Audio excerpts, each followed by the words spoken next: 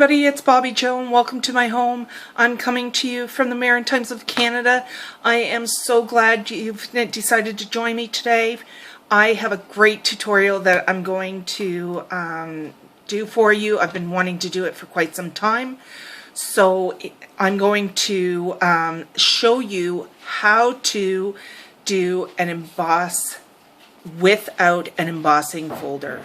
So there's these great designs that we're going to learn how to do. Whether or not you have a scoreboard, I will show you both methods that you can use in order to do it. As long as you have some kind of a groove, you can do this for sure. But I would recommend doing it, if you don't have a scoreboard, doing it with your paper trimmer. The reason being is because then you can measure out your lines better. So let's jump right in and we'll get going on this for you. So like I said, the paper trimmer is great for this. That's pretty much all I used before I got my machine to emboss. And then I went without a scoreboard, so this was all I used for my scoring. And I still sometimes revert back to it. And what you're going to do is you can either leave that up like this while you're doing these. I prefer to take mine out. Just bear with me here. It's not as hard as it seems. There we go. So I have an old one of these that doesn't have a thing on it.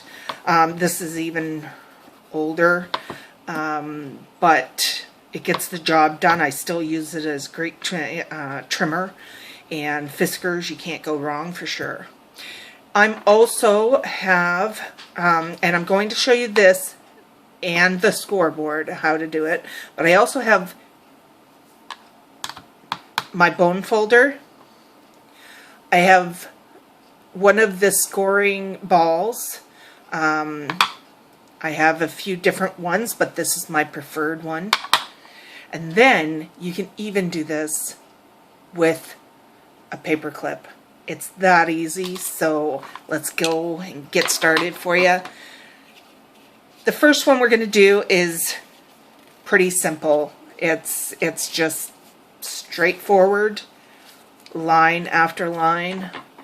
And I prefer to have it down at the bottom where I've got my edge that I can make sure it's straight. And then depending on how far apart you want your lines, so it's this one that we're doing right now. Depending on how far apart you want your lines, that's where you line up your paper. And it can be any size paper that can fit on your trimmer. So today I'm just going to use my, well, let's have fun and use the paper clip. So I'll use this for the first little while and just to show you what you can get done with it. And you just measure out how much you want between your lines. So in this case, there's my line, where I'm going to score, and this is the measurement that I want. So if that's the measurement I want, I just go down, and then I take my score line and move it to my that line so that I can score down again. And then I want to move that scored line down, so you can see how these are adding, these are showing the space in between. So I'm going to go down with it again, and then over, so that you have that scored line right there. You can see how evened out these are by using that method. Score again, and then score again, and so on through until you get to the end.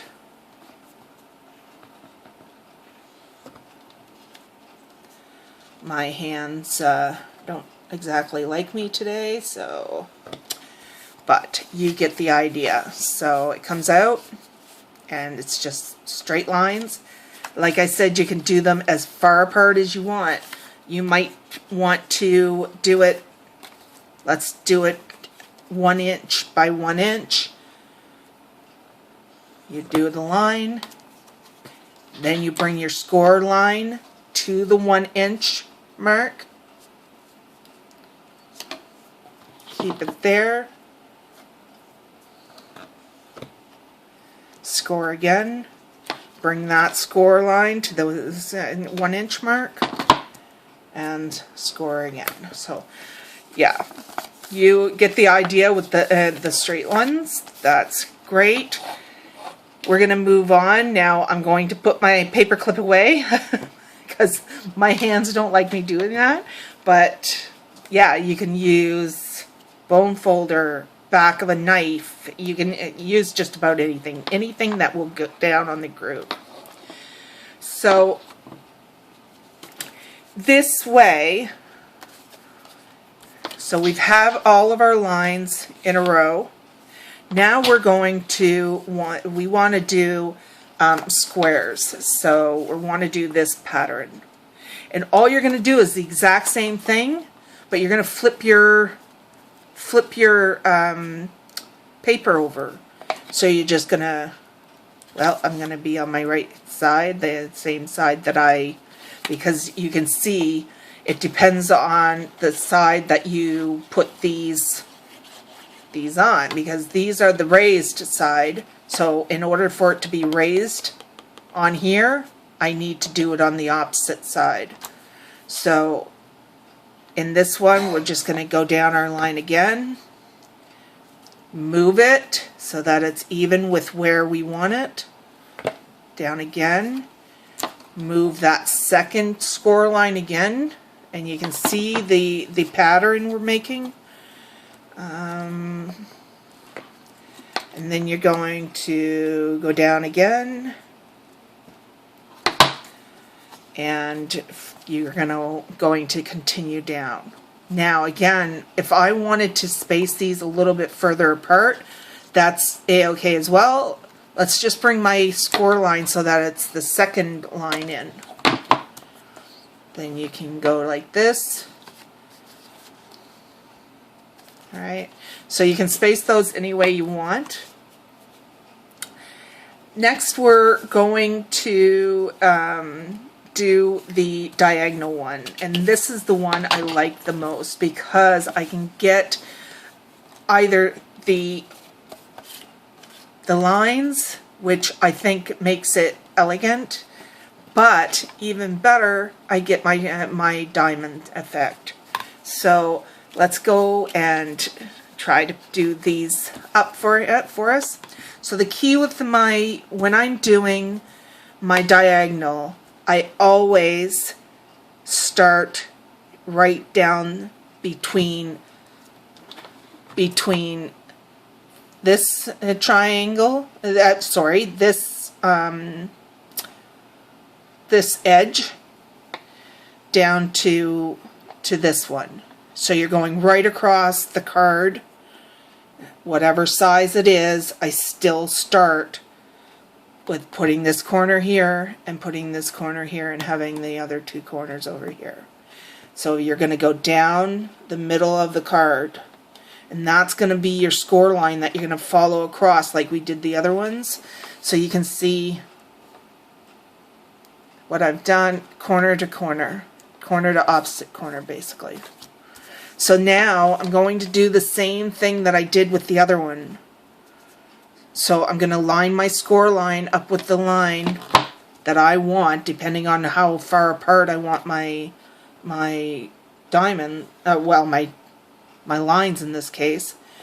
Move it over. You can see where this is still lining up and this is still lining up. Make sure you're trying, because you don't have this edge to help you, you've got to put a little bit more pressure on the card, especially when you get, I find it easier to hold like this, because especially when you get to this corner, you don't have as much of the cardstock to hold. So just do that again. You can see how the lines are all, just make sure the lines are all the way through, that they're coming all the way through there. So this is what you've got right now. Make sure that you're still lining up that corner with this corner on the same line. Okay, so then and keep going through.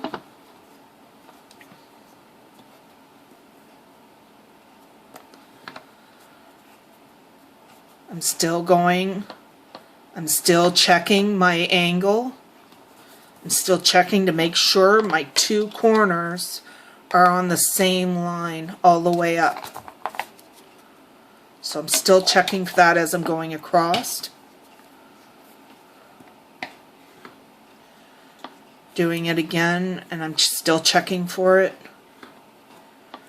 And going one last time.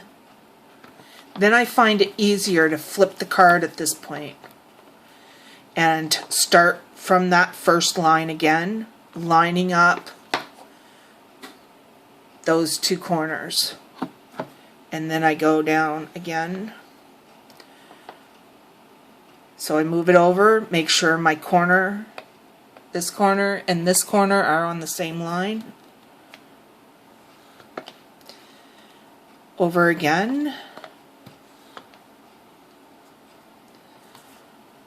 Over again. Make sure the corners line up.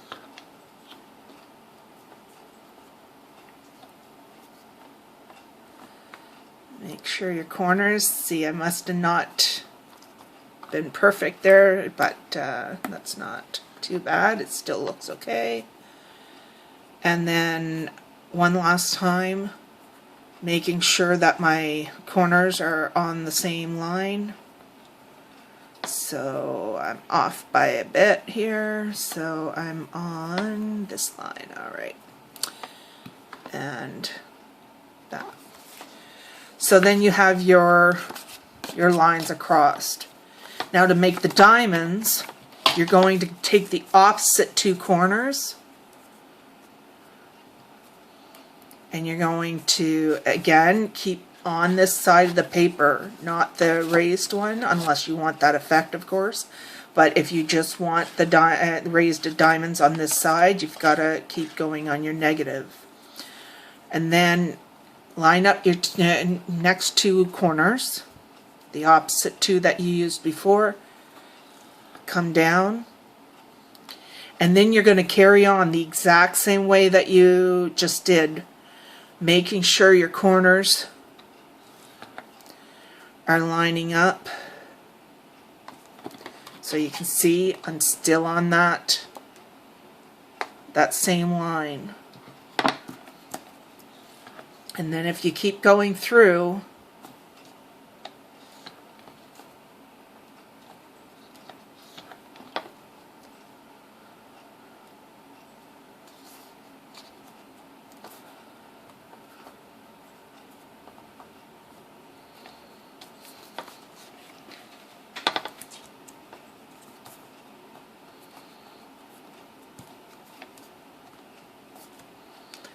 see, I got hasty there, didn't line them up well enough. So you see where we're at here. So yeah, this one's a little bit off, so I was just going too quick, doing too much talking and not enough looking. And then, so it continues to go through and you get your diamond pattern. So those are quickly the 4 patterns and how you're going to do them. So if you want to do them on your scoreboard, we're just going to take a little bit different method. So here's my scoreboard. And you'll see that I have a washi tape down one line, because with the scoreboard you can't really, you're going to have to put, sometimes your cards are going to be too large to come over here. So I put it a little bit into here so that I have that width. But as you guys with the scoreboard know, sometimes this line you don't get exactly straight. So in order to make sure that I'm hitting that right line, I put washi tape. So just put a washi tape right down. And it goes for anything. If you've got a hard time like I do, I have a hard time following these lines. I don't know why, but I have a hard time following them.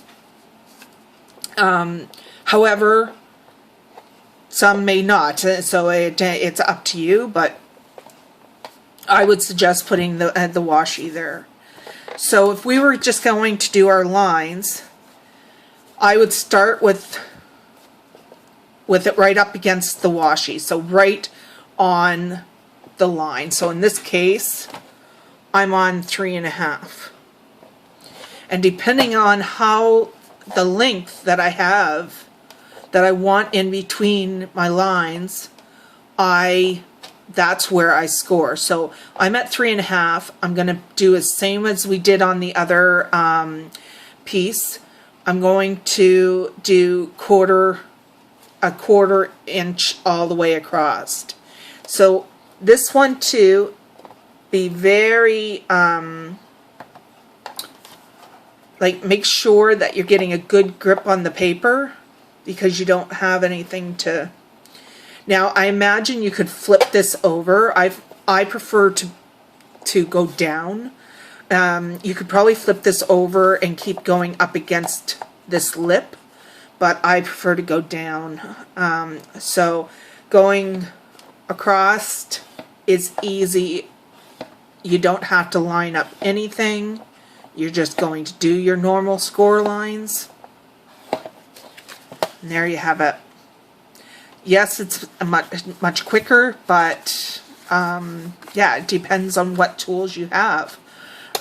For a very long time, I didn't have a scoreboard, so I used my paper trimmer. So if you're going to do the squares, then you're going to just turn so that you've got your long side over here. Put it up against that 3.5 mark. Come down at the 3 and 3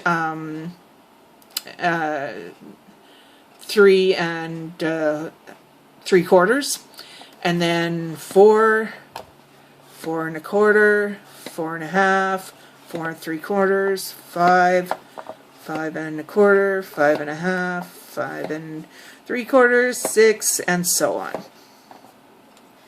And you have your squares. Now my scrap paper is not exactly, so you can see that I don't have these as wide apart, but you still get the idea.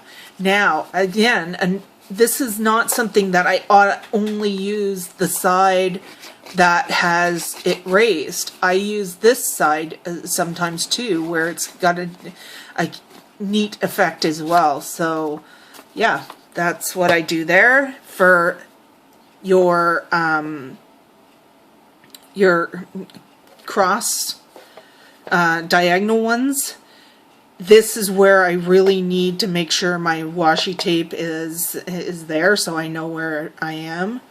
I'm going to go down one, again, corner to corner, and then I'm just going to go in between, depending on how far apart I want my lines. And this is a little bit easier than the printer method, because I don't have to keep going across and lining up my corners. So then when you're done that, you're going to flip it around so that these are all on this side of the washi. And then you're going to go down depending on where you want your measurements, all the way down to the end again. And that's it for the crossed ones. Then if you want your diamond, you're going to go to the opposite two corners. So your lines are going to be going this way. So I put it one corner at the top of the washi, one corner at where it comes to lay, and then I'm going to go down. First I'm going to do this one, so I've got that across again. So I'll do this one. I'm going to come down. I do it every quarter, but it depends. This is for similar sizes to a pocket letter. So I would just do the quarter because of the size. But if you're doing something for a card, well, I put them further apart. So we'll just finish this one off. We have to flip. So you're going to turn all the way around so that your new lines are on the other side of the washi, and you're going to go and you're going to go down.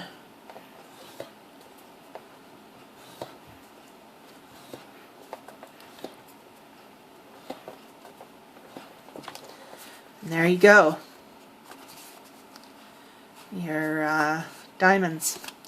And then you can do all different variations. For instance, you may want to add just diagonal lines and then do only this part in diamonds. It's totally up to you. You can do pretty much anything, and all you do is you need a groove, and like I said, a paper clip. It's pretty straightforward, and once you get the hang of it, you're pumping them out. So I'm hoping that you guys liked this tutorial. If you did, please let me know. If you didn't, please give me feedback as to what I could do differently next time. And I really appreciate you guys stopping by. Thank you. Bye-bye.